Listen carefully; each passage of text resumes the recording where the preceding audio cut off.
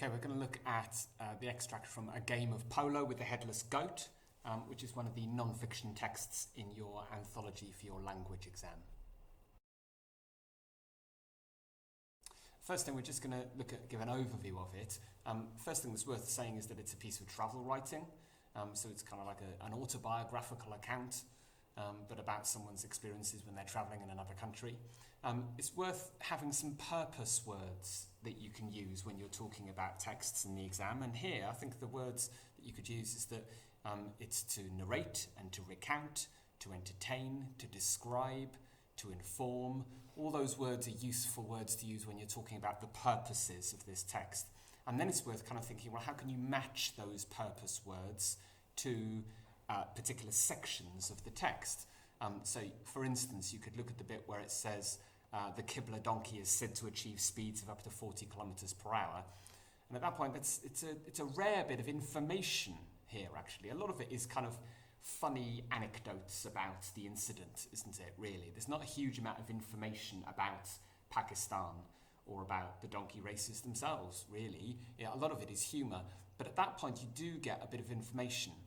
And it's worth thinking, well, okay, so why is that there? Well, travel writing needs that information, really, because otherwise it's just someone telling a funny story. But the moment you include that bit of information, then you come across as someone who, has done their research about the place that they've been, and they're actually telling you about it, so that you're actually getting some information about that place as well.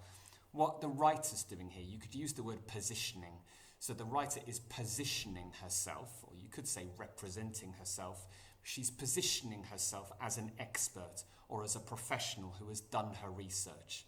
And if she hadn't included that, she wouldn't have come across in that light. You could also look at sort of a separate note, really, but in terms of another example of positioning, you could look at lines 19 to 20, which are quite interesting, where it says, it's talking about the donkey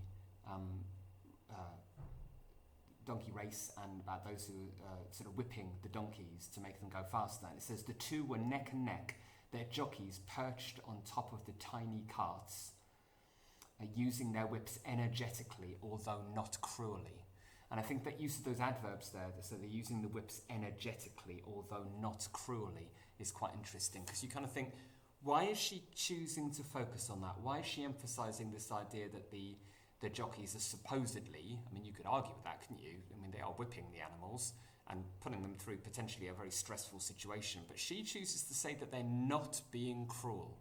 And you think, well, why is she doing that? Well, surely one of the reasons is that she, as a journalist, as a writer here, who's sitting here, taking photos of the whole thing and then potentially writing about it to make money about it, she could be seen to be exploiting the situation and, benefiting financially and doing nothing active to stop the cruelty towards these animals.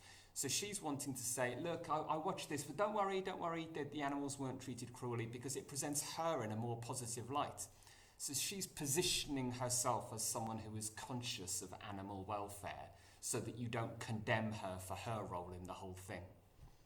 Another example of looking at a purpose word and then linking it to an example would be thinking, okay, so which bits are entertaining? Which bits are written to entertain? Well, I think an example of that would be the focus on the villager on the wobbly bicycle that comes past before the race even begins and almost falls off the bicycle because he's looking at her perched in the back of the boot. There's a bit of an exaggeration for effect there, a bit of hyperbole, isn't there? You think, I don't know about you, but I kind of think, well, was there really a villager? Was the bicycle really wobbly? Did they really nearly fall over? I think it's kind of like sort of exaggerating to create a bit of slapstick humour there, isn't it, to entertain. You could also think about the audiences, and this is clearly aimed at people who may be interested in travel and in other cultures, and they want to read some reasonably humorous, light-hearted, easy travel writing. For any text, you could think about FLAP, so form, language, audiences, and purposes. And that's something that's maybe worth thinking about with any of the texts that you're looking at in the anthology, and the unseen one. Okay, the next thing to think about is structure, because you have to write about structure and language in order to hit AO2 in the exam. I would start off by talking about how in the first paragraph there's this anticipation of a humorous and possibly dangerous event coming up, and the writer kind of prepares us for that. So, for instance, at one point, there's this direct quotation from the lads, as she calls them, and one of them says, "Oh yes, that's no problem."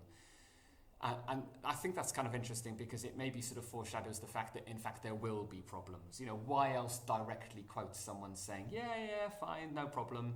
Well, I think it's suggesting that there will be. So it's this anticipation of the humour and maybe the danger to come. We don't know yet, do we? Then, in the next paragraph or so, there's actually a subsequent lack of action. Again, there's a bit of hyperbole used when she says we waited for eternity. But the pace of the narrative slows here. It's a time to slow down, to wait, to anticipate, and have a little bit of humour along the way. There are moments then when the writer signposts shifts in pace. For instance, at one point she says, "Just as I was assuming," if you look at line 14, she says, "Just as I was assuming that the race had been cancelled." That subordinate clause there makes you think, something's about to happen. So it's kind of sort of signposting the idea that the action, the chaos is about to begin.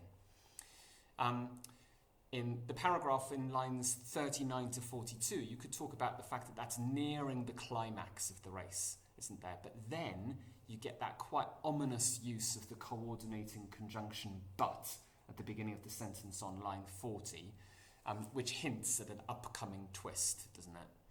And then at the beginning of the next paragraph, there's what I would call a pivotal moment. If you're wanting to talk about structure, always try to find the moments where you think things shift or they change or there's a twist, or in some way you could describe it as a pivotal moment. And that's a good little bit of subject terminology that you can slip in when you're talking about structure. And here it's that line 43, isn't it, where it says, "And then the trouble began."